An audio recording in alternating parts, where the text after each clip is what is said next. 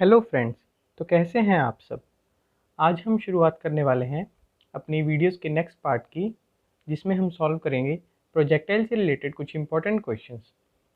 तो चलिए ज़्यादा टाइम ख़राब ना करते हुए हम अपना पहला क्वेश्चन देखते हैं। तो इस क्वेश्चन के लिए वीडियो को पॉज कीजिए और ध्यान से पढ़ें। तो देखिए, उसने हमें पहले क्वेश्चन में बोला कि एक बॉल है, उसको हमने 20 मीटर पर सेकंड से थ्रो किया। तो मतलब हमारे पास यू कितना हुआ, 20 मीटर पर सेकंड। कितने एंगल पे, 37 डिग्री विद द हॉरिजॉन्टल। तो हमने डायग्राम में देखा, डायग्राम बनाई हमने कि उसने थ्रो किया 20 मीटर पर सेकंड से 37 डिग्री एंगल पे। तो उसके बाद आगे उसने बताया कि when ball reaches at the highest point, जब बॉल हाईएस्ट पॉइंट पे पहुंच गई। तो हमने हाईएस्ट पॉइंट तक का पाथ बनाया। तो उसके बाद वो बोल रहा है हाईएस्ट पॉइंट पे पहुंचने के बाद विंड फ्लो करनी शुरू कर दी। कौन सी डायरेक्शन में, अपोजिट डायरेक्शन में। बॉल किस डायरेक्शन में जा रही है, इस डायरेक्शन में। तो विंड किस डायरेक्शन में चली, हम हमारी इस डायरेक्शन में। तो पहले देखिए, जब भी प्रोजेक्टाइल मोशन होती है तो हमारे पास एक्सेलरेशन किस डायरेक्शन में होती है, वर्टिकल डायरेक्शन में। तो नॉर्मली हम एक्स डायरेक्शन में कोई एक्सेलरेशन नहीं मानते, पर जब हमारे पास विंड फ्लो करने लग गई तो हमारे पास x direction means horizontal direction में भी क्या आ गई, एक्सेलरेशन। अब एक्सेलरेशन बॉल के लिए एक्सेलरेशन है या रिटार्डेशन, वो हम देख रहे हैं। वो हमें कैसे पता चलेगा, वेलोसिटी और एक्सेलरेशन की डायरेक्शन से। तो वेलोसिटी इस तरफ, एक्सेलरेशन इस तरफ, तो डायरेक्शन हुई अपोजिट। तो बॉल के लिए जो विंड फ्लो कर रही है वो एक रिटार्डेशन फोर्स, रिटार्डिंग फोर्स लगा रही है। तो उस वजह से बॉल का जो मोशन है, जो नॉर्मली इस तरह जाना चाहिए था, वो कुछ इस तरह हो जाएगा। क्योंकि पहले जब बॉल इस तरफ जा रही थी तो वो जाएगी जाएगी, उसकी वेलोसिटी ज़ीरो हुई। ज़ीरो हुई तो पीछे की तरफ जानी शुरू हो जाएगी, क्योंकि अब उसको एक्सेलरेशन किस तरफ मिल रही है, पीछे की तरफ। तो इस तरह हमारा बॉल का मोशन हुआ। और उसने आगे लास्ट में बोला कि हाँ, उसको कितनी एक्सेलरेशन विंड प्रोवाइड करे ताकि वो जो बॉल है वो अपने हाईएस्ट पॉइंट के बिल्कुल जस्ट नीचे जाके ही गिरे। तो हमने इसका ग्राफ बनाया, हमने इसका पाथ ट्रेस किया कि किस किस तरह से बॉल एयर में मूव कर रही है। तो हमें जो क्वांटिटीज़ गिवन है वो हमने लिख ली। यू हमें गिवन है 20 मीटर पर सेकंड और थीटा हमें गिवन है 37 डिग्री। और हमें पता है टाइम ऑफ फ्लाइट किसी भी मोशन का प्रोजेक्टाइल के क्वेश्चन में वो कितना होता है, टू। पिछले क्वेश्चन में हमने देखा था 2u/g, और u क्या होता है, u साइन थीटा। तो उसी से निकल के आया 2u साइन थीटा अपॉन जी। तो हमने देखा, अगर पूरी प्रोजेक्टाइल का time of flight 2u sine theta by g है, तो हाफ टाइम कितना होगा कि उसको ऊपर तक पहुंचने के लिए और ऊपर से नीचे तक पहुंचने के लिए कितना लगे, वो इसका जस्ट हाफ होगा, t/2। तो t/2 कितना होगा, u साइन थीटा अपॉन जी। तो इसकी हमने वैल्यूज़ निकाल ली, वैल्यू पुट करके 20 इंटू साइन 37 अपॉन जी। तो इसको सॉल्व करके हमारे पास आया 12/10। तो 12/10 को आगे हम इसके बाद आगे हम सॉल्व कर रहे हैं। तो हम देख रहे हैं वर्टिकल हॉरिजॉन्टल मोशन कहाँ से कहाँ तक का। हमें बोला गया है कि टॉप पॉइंट पे जाके एयर शुरू हुई, तो यहाँ तक तो कोई एयर नहीं थी। अब यहाँ से लेके यहाँ तक हॉरिजॉन्टल डायरेक्शन में देखें तो उसकी नेट डिस्प्लेसमेंट कितनी है। चला भी इसी लाइन से और पहुँचा भी इसी लाइन पे, तो उसकी नेट जो डिस्प्लेसमेंट है हॉरिजॉन्टल डायरेक्शन में आफ्टर हाफ टाइम वो कितनी होगी, ज़ीरो। और उस पर एक्सेलरेशन कितनी लग रही है, पीछे की तरफ, जो हमने मान ली -a, जो हमने मानी थी a। तो एक्सेलरेशन कितनी होगी, -a। अगर रिटार्डेशन बोले तो a। और उसको आपको पता होगा कि जो टाइम ऑफ फ्लाइट है वो हॉरिजॉन्टल एक्सेलरेशन पे डिपेंड नहीं करता। टाइम ऑफ फ्लाइट किस पे डिपेंड करता है, only and only vertical acceleration. अब वर्टिकल एक्सेलरेशन तो हमारे पास सिर्फ g ही है। तो हमारा टाइम ऑफ फ्लाइट यहाँ तक का तो हमने निकाल लिया कि u साइन थीटा अपॉन जी रहेगा। अब ये तो है नहीं कि उसके बाद वाला बदल जाएगा, उसके बाद वाला भी कितना रहेगा, u साइन थीटा अपॉन जी। तो टाइम कितना होगा, t/2 इज इक्वल टू जो हमने पहले निकाला वो कितना, 12/10 सेकेंड। तो अब सेकेंड इक्वेशन का यूज़ करेंगे हम। सेकेंड इक्वेशन का यूज़ करके हमने देखा s is equals to ut plus half at²। अब हमने फिल क्या किया, हाँ जी, एक चीज़ और देखिए। अब यहाँ से लेके यहाँ तक का मोशन स्टडी कर रहे हैं, तो यहाँ पे के पास हाईएस्ट पॉइंट पे वेलोसिटी कितनी होगी, कोई वर्टिकल कंपोनेंट होगा नहीं जी, तो सिर्फ कौन सा कंपोनेंट होगा, हॉरिजॉन्टल। तो हॉरिजॉन्टल कंपोनेंट कितना होता है, u cos थीटा। तो हॉरिजॉन्टल कंपोनेंट चेंज नहीं होता, इनिशियली हॉरिजॉन्टल कंपोनेंट था 20 cos 37 और फाइनली भी कितना रहेगा एट हाईएस्ट पॉइंट 20 cos 37। तो ये हमारे पास u हुआ हमारा, उसी u को हमने यहाँ पे पुट किया u into time t। Time कितना लगेगा उसको नीचे आने में, t जो हमने निकाला 12/10 सेकेंड प्लस, अगर प्लस हाफ, a कितना आएगा माइनस ए, तो उसकी वजह से यहाँ पे क्या आ गया माइनस, तो क्या आ गया -1/2 a। टी स्क्वायर लिखना था, उसके बाद हमने 12/10 स्क्वायर। तो इसको अगर हम सॉल्व करते हैं, माइनस से इधर वाली टर्म्स हम इस तरफ ले गए, इस टर्म को उठा के हम इस तरफ ले गए और पॉजिटिव एक तरफ रह गई। तो उसके बाद हमारे पास क्या है 20 × 4 × 12 upon 5/10 is equals to 1/2 a 12 × 12 upon 100। तो इसको अगर हम सॉल्व करें, एक्सेलरेशन अपने पास कितनी निकल के आएगी 80/3 इज इक्वल टू 26.6 मीटर पर सेकेंड स्क्वायर। तो इस क्वेश्चन में जो समझने वाली बात है वो ये है कि अगर हॉरिजॉन्टल एक्सेलरेशन मिलती है तो उसका पाथ सेम नहीं रहेगा, पाथ चेंज हो जाएगा। और दूसरी समझने वाली बात ये है कि जो टाइम ऑफ फ्लाइट होता है वो हॉरिजॉन्टल एक्सेलरेशन पे डिपेंड नहीं करता, वो सिर्फ वर्टिकल एक्सेलरेशन पे डिपेंड करता है। इसीलिए जब विंड फ्लो करना शुरू कर गई तो हाईएस्ट पॉइंट के बाद नीचे आने तक उसको t/2 टाइम ही लगेगा, ये नहीं है कि टाइम चेंज हो जाएगा। तो इस तरह हमारा ये क्वेश्चन ख़त्म होता है। और अब हम नेक्स्ट क्वेश्चन देखेंगे। ये भी एक अच्छा क्वेश्चन है, वीडियो को पॉज कीजिए और पढ़िए। तो हाँ जी दोस्तों, जैसा कि आपने क्वेश्चन को पढ़ा तो हमें पढ़कर पता चला क्वेश्चन में कि उसने बात की है कि एक टैंक है जो जिसमें से वाटर ड्रॉप्स फॉल कर रही हैं। तो फॉल कर रही हैं कुछ इस प्रकार से कि जब जो पहली ड्रॉप है जब वो ग्राउंड पे पहुंची तो टैंक में से जो 9th ड्रॉप गिर रही थी वो जस्ट मतलब गिरने वाली थी। तो हमारा क्वेश्चन इस तरह है, और जो हमारा जो टैंक है या बीकर मान लीजिए जो भी है, तो ये 16 मीटर ऊपर है ग्राउंड से। तो अब हमें उसने फाइंड क्या करने के लिए बोला है, उसने बोला है थर्ड और फिफ्थ ड्रॉप। मान लीजिए ये फर्स्ट है और ये 9th है, बीच में कहीं थर्ड होगी और बीच में ही कहीं फिफ्थ ड्रॉप होएगी, थर्ड नीचे फिफ्थ ऊपर। ठीक है जी, तो इन दोनों के बीच का हमें डिस्टेंस फाइंड करना है। तो दोस्तों अगर आपने मेरी पहले वाली वीडियोस देखी हो, सेकंड थर्ड लेक्चर की है, तो उसमें मैंने बताया था कि अगर एक यूनिफॉर्म एक्सेलरेटेड मोशन है और उसमें हमें सक्सेसिव nth सेकंड, मतलब इतने से इतना, इतने से इतना, ये भी 1 सेकंड में, ये भी 1 सेकंड में, इस 1 सेकंड में कितना डिस्टेंस ट्रेवल किया और इस 1 सेकंड में कितना डिस्टेंस ट्रेवल किया, अप टू जाते जाते nth सेकंड में कितना किया, उसका जब हमने रेशियो देखा था वो क्या आ रहा था 1:3:5 मतलब 2n-1, जो कि क्या था रेशियो ऑफ ऑड नंबर्स। तो उसी चीज़ का हम इस क्वेश्चन में यूज़ करेंगे। ये बात मैंने तब भी डिस्कस की थी और आज इसको प्रॉपर क्वेश्चन की फॉर्म में डिस्कस कर रहा हूँ। अगर आप देखना चाहते हैं तो वीडियो का लिंक आपको डिस्क्रिप्शन में दिया जाएगा, तो आप वहाँ से वीडियो को देख सकते हैं। तो चलिए इस क्वेश्चन को देखते हैं। अब हमने इसको थोड़ा सा जूम कर लिया, इसको जूम करके यहाँ पे देखा तो हमें क्या पता चला कि 9th ड्रॉप यहाँ पे, फर्स्ट ड्रॉप यहाँ पे, और टोटल कितना 16।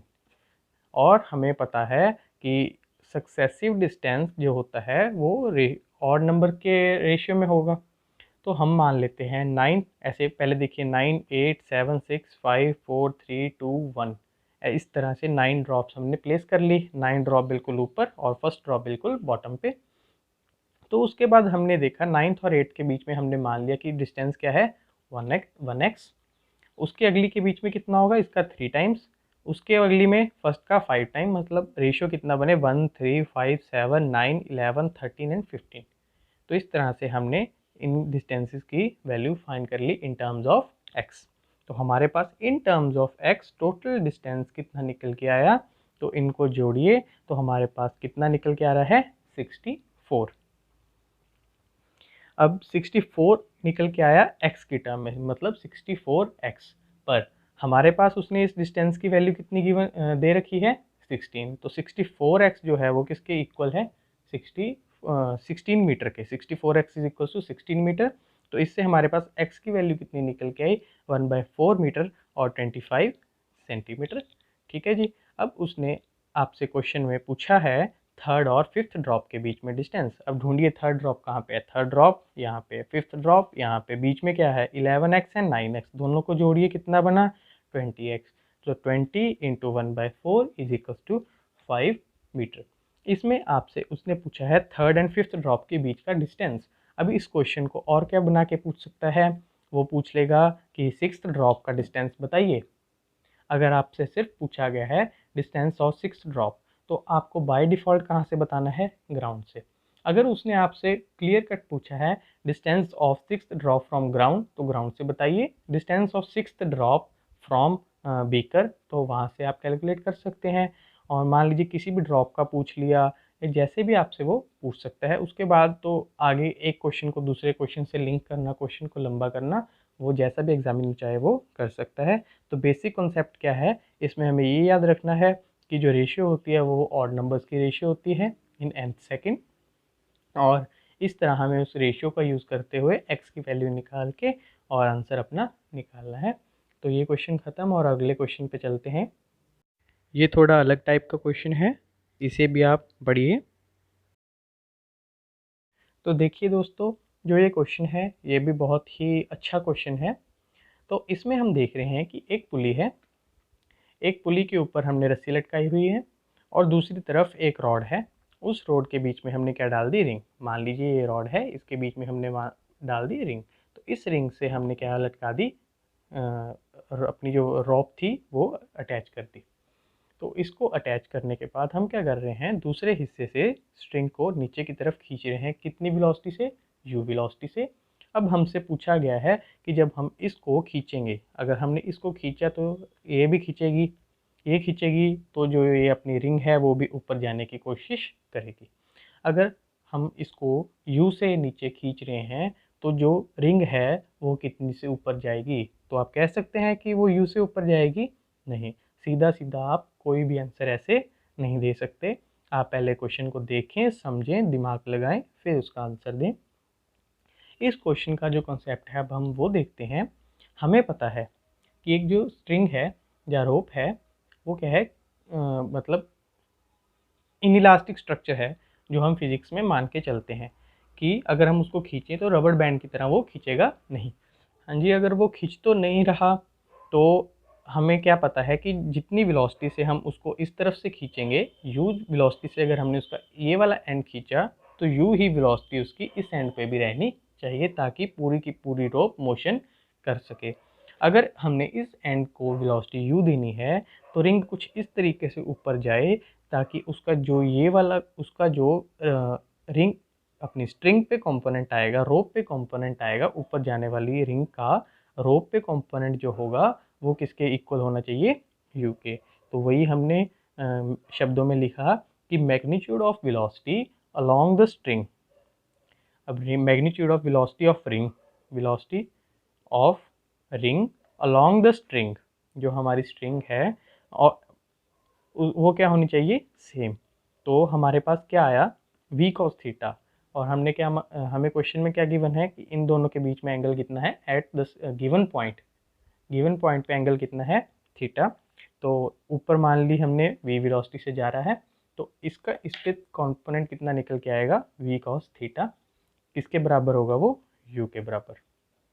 तो हमारे पास v कितना निकल के आया, u cos थीटा। क्वेश्चन देखने में आसान सा है, छोटा सा है, बस इसमें जो आपको कॉन्सेप्ट समझना है वो ये है कि जो स्ट्रिंग है वो खींच नहीं सकती। तो इस वजह से जितनी वेलोसिटी से हम उसको यहाँ से खींचेंगे उतनी ही वेलोसिटी से वो इधर से चलनी चाहिए। और अगर इतनी वेलोसिटी से स्ट्रिंग को इधर चलाना है तो जो v का कंपोनेंट इस तरफ है वो किसके बराबर होना चाहिए, u के बराबर। तो इस तरह ये भी आपका एक कॉन्सेप्चुअल क्वेश्चन ख़त्म होता है। और नेक्स्ट क्वेश्चन देखते हैं हम। इस क्वेश्चन को पढ़िए और ग्राफ को ध्यान से देखिए, हम सॉल्व करते हैं आगे। तो देखिए दोस्तों, इस क्वेश्चन में हमारे पास ग्राफ गिवन है। ग्राफ में उसने बोला है कि किस किस के बीच में ग्राफ है, थीटा और रेंज के बीच में। उसने थीटा और रेंज के बीच में एक ऐसा पैराबोलिक ग्राफ हमें दे दिया। उसने दो थीटास दे दिए, थीटा 1 एंड थीटा 2, और दो रेंज की वैल्यूज़ दे दी। जो ये वाली रेंज है वो सब हमें पता लग रहा है ग्राफ में कि प्रोजेक्टाइल के मोशन में ये क्या है सबसे ज़्यादा। तो 250 मीटर से ज़्यादा रेंज नहीं है, तो ये क्या हुआ हमारे पास आर मैक्स। और ये आर मैक्स किसी थीटा पे मान लीजिए आता होगा, और हमें जो दो थीटा वन और थीटा टू दिए हैं उस पर अगर हम ट्रेस करें तो हमें पता चल रहा है कि दोनों थीटास पे आर की वैल्यू क्या है, सेम। अब इस क्वेश्चन में हमारे पास कुछ छोटे छोटे कॉन्सेप्ट हैं जो हमें समझने हैं।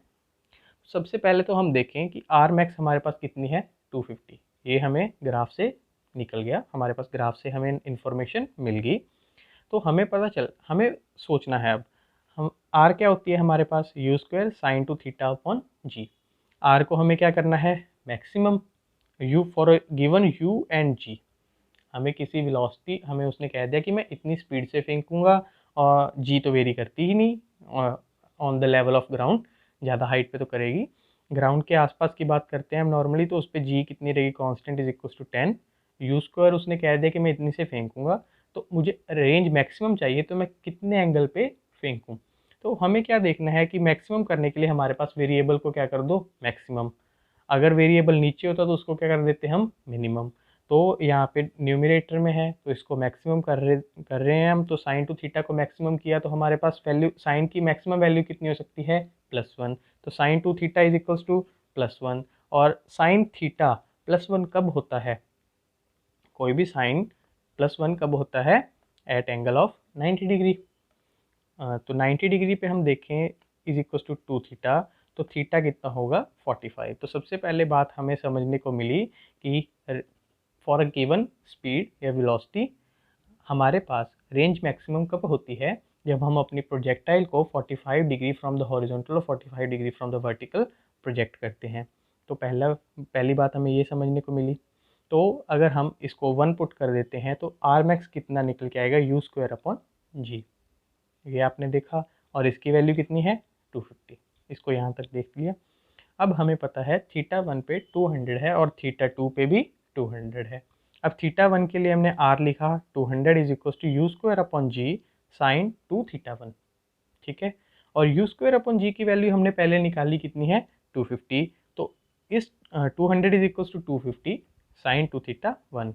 तो साइन 2 थीटा वन कितना निकल के आया, इसको इस तरफ ले जाते हैं तो 4/5। अब हमें पता है 4/5 साइन की कौन सी कितने डिग्री पे आता है, 53 डिग्री। और थीटा आप ये मत कहिए कि थीटा सिर्फ इतना है, साइन के अंदर जितनी भी चीज़ है वो सारी हम क्या मान रहे हैं, थीटा। तो 2 theta one is equal to 53 degree. तो हमारे पास थीटा वन कितना निकल के आया, 26.5 डिग्री। हाँ जी, यहाँ तक हमने सॉल्व कर लिया। ये चीज़ हमने पहला कॉन्सेप्ट क्या समझा कि रेंज मैक्सिमम कब होती है, एट 45 डिग्री। दूसरा हमने कैलकुलेट कर लिया कि थीटा वन कितना आ रहा है, 26.5 डिग्री। और एक चीज़ अब जो इम्पोर्टेंट और समझनी है आपको, वो क्या है कि थीटा वन और थीटा टू पे रेंज क्या आ रही है, सेम। तो किसी प्रोजेक्टाइल में रेंज सेम कब कब आती है, जब दो एंगल्स क्या हो, कॉम्प्लीमेंट्री। उसको आप कैसे चेक कर सकते हैं, तो आप इसको यहाँ पे जैसे साइन 2 थीटा है तो एक बार साइन 2 थीटा लिखिए, एक बार साइन 290 माइनस थीटा लिखिए। तो उसके बाद जब आप सॉल्व तो आपके पास इसको सॉल्व करके क्या आएगा, 180 माइनस 2 थीटा। तो साइन 180 माइनस 2 थीटा भी क्या होता है, साइन 2 थीटा। तो सेम रेंज निकल के आती है एट कॉम्प्लीमेंट्री एंगल्स। तो हमारे पास थीटा वन आ गया, हमें पता है थीटा वन और थीटा टू पे रेंज सेम है, तो क्या पता चला, थीटा वन और थीटा टू क्या है, कॉम्प्लीमेंट्री। तो हमारे पास क्या है, theta one plus theta two is equal to 90। तो थीटा टू की वैल्यू कितनी है, 90 minus 26.5 is equal to 63.5 degree, जो आपका आंसर है। तो आपका आंसर क्या आया, सेकेंड ऑप्शन। तो इस तरह से आपने इस क्वेश्चन में छोटे छोटे 3 कॉन्सेप्ट समझे जो आपके आगे आने वाले क्वेश्चन में बहुत काम आएंगे। तो इनको याद रखिए और अगले क्वेश्चन को देखिए। एक नज़र ज़रा इस क्वेश्चन पे भी घुमाइए और देखते हैं आगे। तो हाँ दोस्तों, जैसा आपने देखा इस क्वेश्चन में आपको क्या बोला गया है, सबसे पहले बोला गया है कि एक बॉल को ड्रॉप किया है हमने 16 मीटर हाइट से। ड्रॉप मतलब उसका यू कितना होगा, 0, ठीक है। और हाइट कितनी बता दी उसने हमें, 16 मीटर। तो ये दो वैल्यूज़ हमें उसने दे दी क्वेश्चन में। अब उसने अगली बात क्या बोली कि सेकंड बॉल को हमने ग्राउंड से प्रोजेक्ट किया with certain speed v0 speed से हमने उसको ऊपर फेंक दिया। उसने बोला कि दोनों बॉल्स बीच में कहीं ना कहीं क्या करेंगी, कोलाइड। तो हमें क्या बताना है, जब वो कोलाइड कर रही हैं तो कितने डिस्टेंस पे कोलाइड करेंगी। तो हमें क्या फाइंड करना है, हाइट फाइंड करनी है, जिससे हाइट पे उनकी क्या होगी, कोलिजन। तो इस क्वेश्चन को देखें, तो इस क्वेश्चन को करने के हमारे पास क्या है, दो तरीके। एक क्वेश्चन आप इसको एक तरीके से तो आप कर सकते हैं इसको रिलेटिव से, जिसमें आप कर सकते हैं कि एक को रेस्ट पे मान लिया और एक के रिलेशन में हम दूसरे ऑब्जेक्ट की स्टडी करेंगे।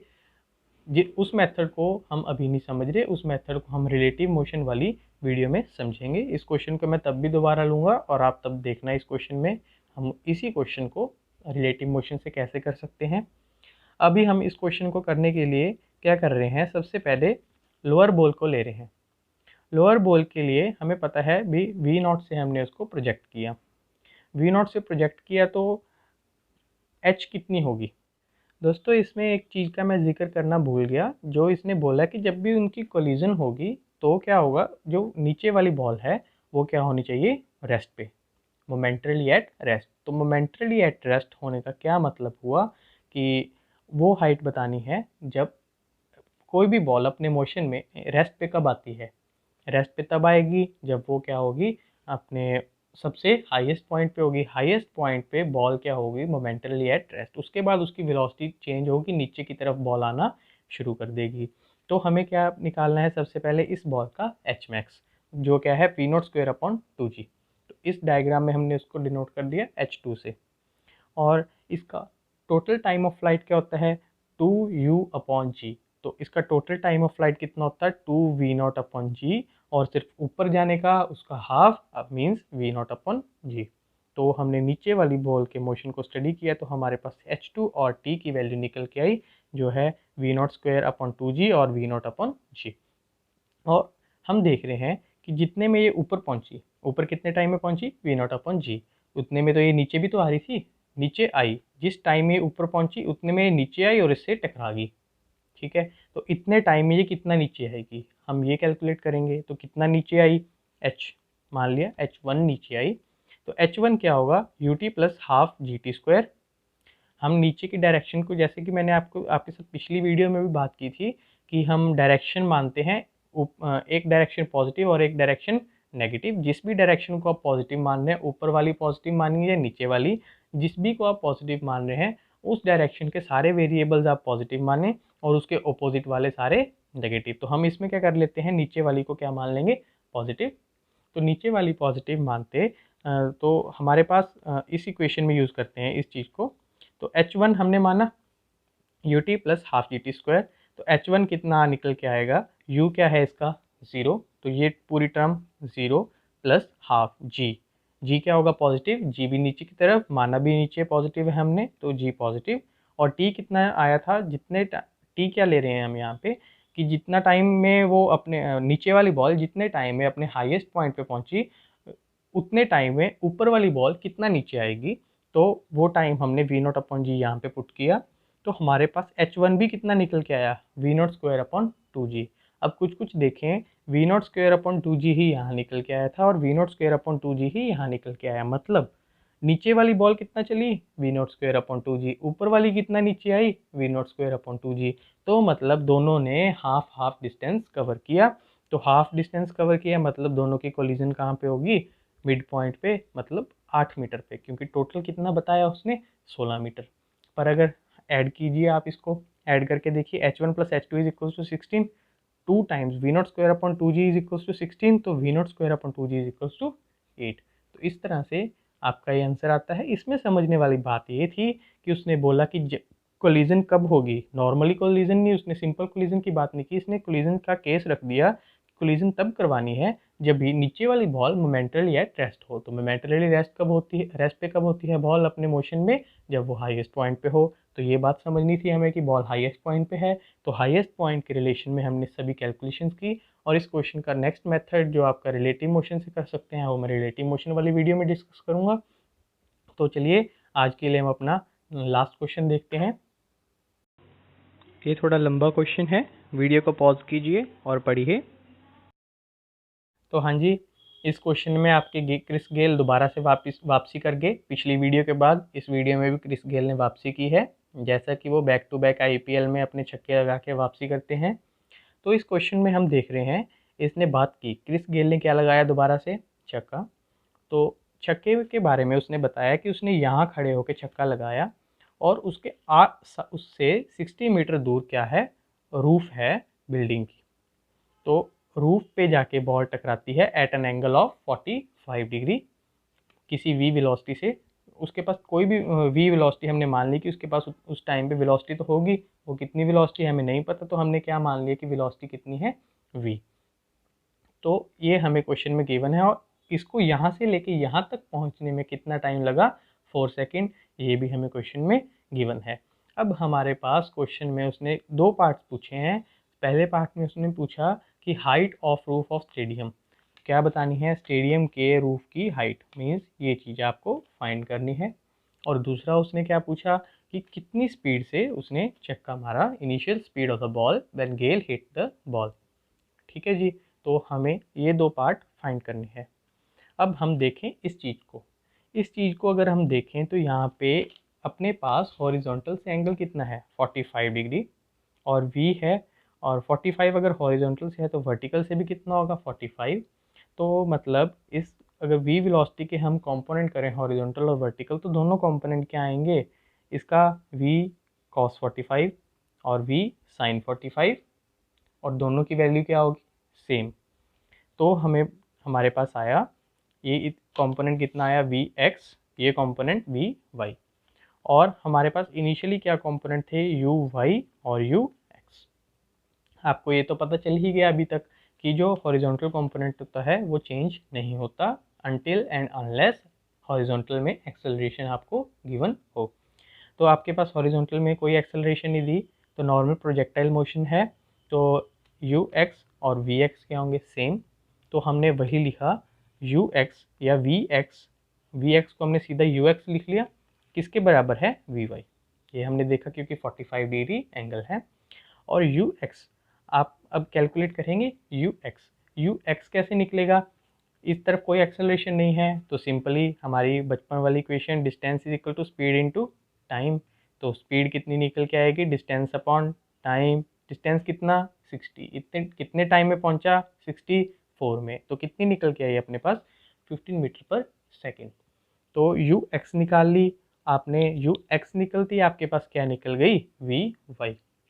अब आपको पता है वी वाई क्या है, हॉरिजॉन्टल मोशन। हमने क्या कर लिया, इस प्रोजेक्टाइल के दोनों कंपोनेंट्स को अलग अलग कर लिया, एक्स कंपोनेंट अलग और वाई कंपोनेंट अलग। तो एक्स कंपोनेंट अलग करते ही हमारे पास यू एक्स निकल आया। अब वाई कंपोनेंट अलग कर लेते हैं, वाई मतलब यहाँ से ऐसे गया ऊपर हाईएस्ट पॉइंट पे, यहाँ तक, इस तरफ नहीं लेके जा रहे, एक ही जगह पे मान लें, ऊपर गया और फिर मान लीजिए इतना नीचे आया, और इस पर वेलोसिटी कितनी है उसकी, वी वाई। किस अब ऊपर की तरफ मान लीजिए आप पॉजिटिव डायरेक्शन, तो इसके पास वेलोसिटी जो है पॉजिटिव है या नेगेटिव, नेगेटिव। जी क्या है, नेगेटिव, ठीक है, और यू क्या होगी, पॉजिटिव। तो हम v is equal to u plus a t equation का यूज़ करेंगे। इस इक्वेशन का यूज़ करके v की वैल्यू पुट की हमने -15, कहाँ से निकली, उसका मैग्नीट्यूड तो यहाँ से निकाला था हमने 15, और डायरेक्शन हमने अपने साथ लगा दी माइनस की, क्योंकि मानी ऊपर हमने पॉजिटिव और v किस तरफ है, नीचे, तो क्या आ गया, negative. Is equal to u y positive में है तो पॉजिटिव हमने रखा। a क्या है, g, जो क्या है -10 इंटू टी क्या है, 4। तो इससे हमारे पास यू वाई कितना निकल के आया, 25। और हमें पता है इनिशियल स्पीड पूछा गया है क्वेश्चन में। सेकंड पार्ट में सबसे पहले, सेकंड पार्ट में उसने क्या पूछा, इनिशियल स्पीड। तो स्पीड क्या होगी, हॉरिजॉन्टल और वर्टिकल कंपोनेंट दोनों से बनने वाली जो भी स्पीड होगी वो हमें कैलकुलेट करनी है। तो हॉरिजॉन्टल और वर्टिकल कंपोनेंट से स्पीड कैसे निकालते हैं u x square plus u y square का अंडर रूट। तो इससे हमने स्पीड कितनी निकाली, अंडर रूट 850, थर्ड ऑप्शन। और फिर हम पहले पार्ट पे आते हैं इसी क्वेश्चन के। ये नहीं होता कि आपको पहले पार्ट पूछा है तो पहला पार्ट ही पहले नंबर पे सॉल्व होगा, तो आपको क्रोनोलॉजिकल ऑर्डर फॉलो नहीं करना। जो भी पार्ट आपका पहले निकल के आता है, ये भी हो सकता है कि लास्ट पार्ट पहले सॉल्व हो और लास्ट वाले की हेल्प से ही आपके बाकी पार्ट्स सॉल्व हो जाएं। तो इससे हम एच निकाल लेते हैं। एच कैसे निकालेंगे हम? सेकेंड इक्वेशन का यूज़ करके, h is equal to u t plus half a t square. तो उसका यूज़ किया हमने, एच को एच रखा, यू वाई हमारे पास पॉजिटिव है, यू वाई हमारे पास निकल के आया 25, टी कितना 4, माइनस हाफ, माइनस क्यों आया? क्योंकि जी नेगेटिव होनी थी, into minus half G T square, T कितना है अपने पास 4। तो इसको सॉल्व करके हमारे पास एच कितना निकल के आया 20। तो ऐसे क्वेश्चन में कुछ ज़्यादा लंबा चौड़ा देख के घबराना नहीं होता, आसान से क्वेश्चन होते हैं, बस थोड़ा सा दिमाग का यूज़ करते हुए और थोड़ा सा साइन कन्वेंशन को ध्यान में रखते हुए और इक्वेशंस का सही से यूज़ करते हुए हम ऐसे क्वेश्चंस को कर लेते हैं। आज के लिए इतना ही दोस्तों, नेक्स्ट वीडियो में हम ग्राफ्स के बारे में बात करेंगे। तो मिलते हैं जल्दी ही अगली वीडियो में। Thank you for watching and please subscribe, like, comment and share.